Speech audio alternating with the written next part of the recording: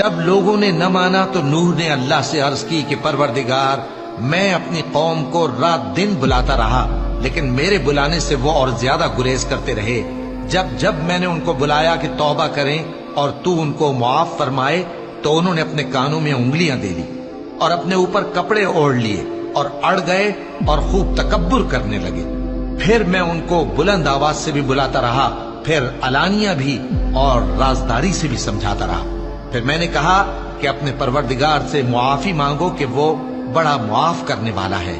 وہ تم پر آسمان سے موسلا دھار میں برسائے گا اور تمہارے مال اور بیٹوں میں اضافہ کرے گا اور تمہیں باغ عطا کرے گا اور ان میں تمہارے لیے نہریں بہا دے گا۔ تم کو کیا ہوا ہے کہ تم اللہ کی عظمت کا اعتقاد نہیں رکھتے، حالانکہ اس نے تم کو طرح طرح کی حالتوں میں پیدا کیا ہے؟